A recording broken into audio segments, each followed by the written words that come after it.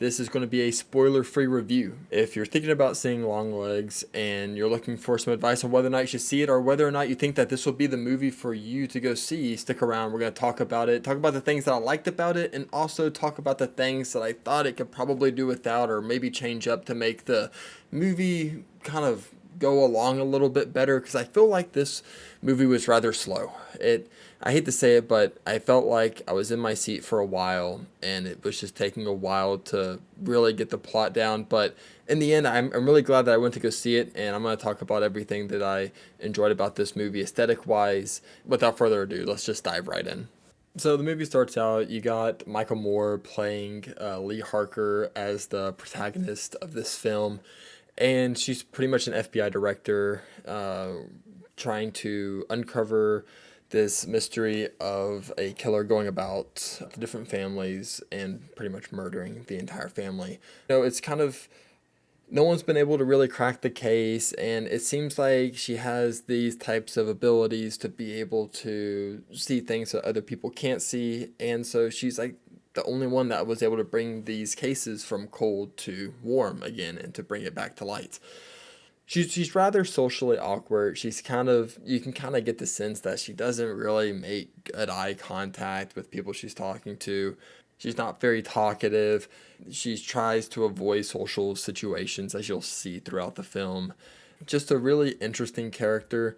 I feel like the performance there was hit and miss. I feel like there was kind of like contradicting things in the film that made her seem like a like a fine socially, and there were other things that made her seem like she was just socially inept. So there were some things that I felt like contradicted with the protagonist in the film, but nothing too crazy where I'd probably just be upset about it. I thought that she had a good role. She did all right. It was okay.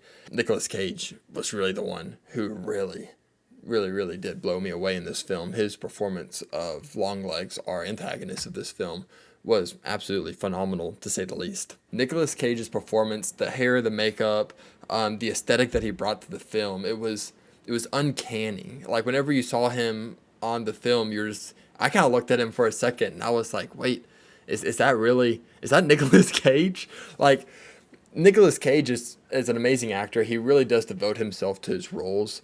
You could definitely tell that he took this film very seriously. Was it Oscar worthy? Probably not. But was it something to where you left the movie theater and you sat back in your car and you thought to yourself, wow, Nicolas Cage did a really good job in that film and probably made it a lot better than what it could have been without him? Absolutely. I think the only other actor that could probably do what Nicolas Cage did would probably be Johnny Depp. And honestly, when I was sitting down watching this movie, I was like, man, you know who this role reminds me a lot of Johnny Depp. I wasn't expecting to see Nicolas Cage in this role at all, but you know what? That's what we got, and I'm happy that we did. The next thing that I really did enjoy about this film was the score. The score on this film was outstanding. I would probably give the score 4.5 out of 5 stars, and I feel like for me, the music in films is what really can make or break it. While what's going on the screen is really important, it's the sounds and sights combined together that really invoke the emotions of what the film brings to the table. Some films really do just lack that. Wow, that's an amazing score that really did go outside of the norm and really did bring in a new element. And I felt like this one did a very good job of that. There were different string elements in the score that really were uncanny. They really did invoke a certain type of suspense, and I feel like that's so important for a horror movie like this. I remember watching The Strangers a few months back and just sitting there in the theater and thinking to myself, I don't feel anything. Like, I see what's going on the screen, but it's not making me feel any certain way, and I feel like that was due to the part of a lackluster score. And so this movie did an absolutely stunning job. I remember sitting in my chair and just really paying a close attention to detail to the score, and it was amazing. But this is my first movie review to ever do. I've always wanted to try something like this, so I figured I would. So I'm going to keep this one short. I don't really know what else to go into detail about other than the things that I disliked about this film. Very slow. Very, very, very slow. I was sitting in the theater and I contemplated probably about 30 minutes in, like, should I leave? And that's not a good sign. That's just not a good sign. It was so difficult to just pay attention and try to keep up with everything. I stuck it out, and I'm very glad I did. The ending, it really does tie everything together. Throughout the movie, you're going to be sitting there. You might feel bored. You might be like, I am so lost. You might have no idea what's going on. But just know that at the end, you'll see it through, and you'll be like, ah, okay. Everything makes sense now. And it all comes together, and they tie it up nicely with the bow. But man, is it an exhausting 45 minutes to just kind of start to have any type of understanding of what's really going on. I can't really blame them too much. Movies like this, you didn't really know what was going to come next. And that's hallmark of a good horror film, I feel like.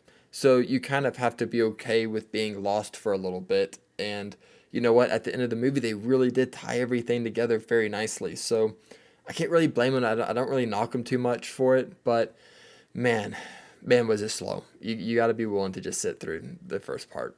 Star rating out of 5, I would probably give this. I'm gonna give it 3.25. I'm gonna give it 3.25. I feel like if they would have given me something to just entice me more, I would have probably bumped it up to like a 3.5, 3.75. But 3.25 is where I'm gonna sit on this one. Do I recommend seeing it? Absolutely. I think that is probably the best horror film of 2024. But there's just not many great horror films in 2024 so far. The Strangers was just, God, that was a flop. That was awful. I remember just sitting in that theater, just being like, God, this is terrible. But and my girlfriend and I just laughed about how bad it was leaving the theater. And you know what? This movie's the complete opposite of that. Very happy I went to go see it. Not every movie is going to be the best movie in the world. This is a great movie. If you want to have a night out and you want to go watch something scary, you're going to be a little scared. There's going to be things that jump at you. It's going to be really fun. You're going to leave the theater just being, with a great feeling that, hey, I'm glad I went to go see that one. That was a fun one to go watch. So I hope this review helps you. Like I said, this is my first time ever doing this, so maybe I'll keep doing them in the future. Who knows? So thanks for watching, and if you go see the movie and my review helps you make that decision, let me know in the comments what you thought about it. I'm really interested to hear your thoughts about what you thought as well. All right, see you later. Thanks for watching.